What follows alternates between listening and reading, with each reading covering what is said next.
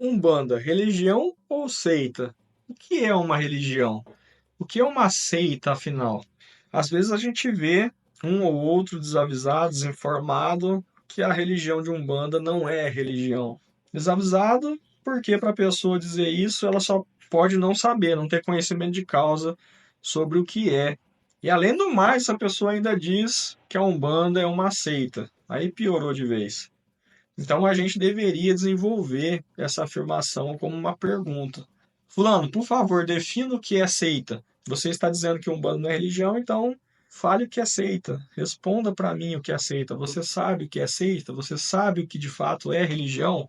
Por que você está dizendo que a Umbanda é seita? Você sabe o que é isso? Então me diga o que é. Me fale o que é uma seita. Seita é uma palavra que foi criada principalmente na época em que haviam religiões oficiais, numa época que, por exemplo, aqui no Brasil, a religião oficial era o catolicismo.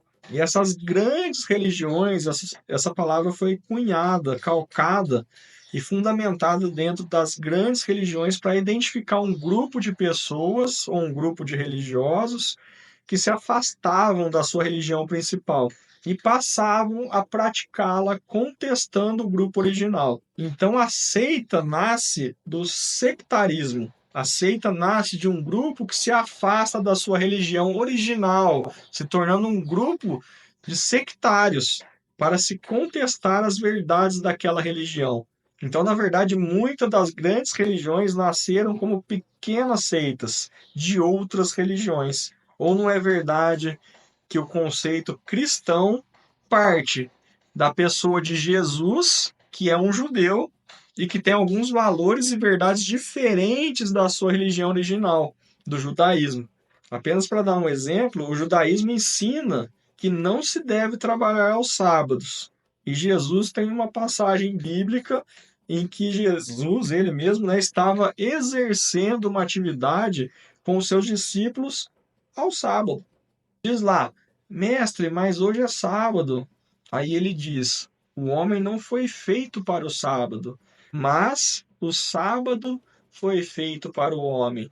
A Torá, que é o livro sagrado dos judeus, que inclui o Pentateuco que está no Velho Testamento, diz, inclusive, como você deve se alimentar.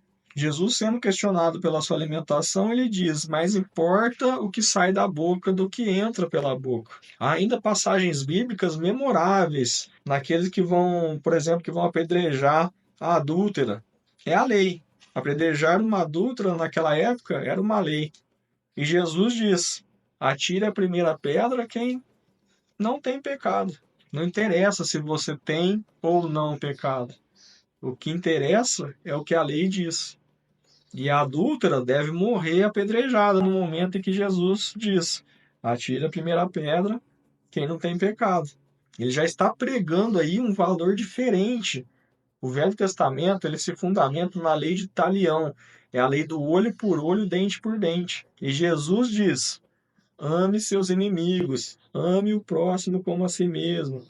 Ele traz uma nova lei, a lei do amor. Então, isso nasce como uma seita judaica, que mais tarde será abraçada por um grande número de pessoas que, bem mais tarde, lá pelos anos 300 depois de Cristo, vai se tornar uma religião oficial em Roma por conta do imperador Constantino. Constantino é que declara o cristianismo a sua religião por meio da Igreja Católica, que ali nasce uma religião, que era antes uma seita, um grupo que contestava os valores originais. Nasce aí então a religião católica, que é uma mistura de valores entre o judaísmo com um novo olhar cristão e com valores da religiosidade romana. E assim nasce a religião católica, que também é uma religião sincrética. O próprio judaísmo nasce de uma religião semita. Se formos falar sobre a religião do judaísmo, podemos falar de Moisés. Moisés foi criado para ser um egípcio, fugiu do Egito. E lembrando que o Egito está na África. E ali, em torno da religião da Etiópia, Moisés se torna discípulo do seu sogro, Jetro, um sacerdote africano, pai de Séfora. Depois ele volta ao seu povo semita, que tem um estudo de religiosidade que é considerado a semente da Cabala.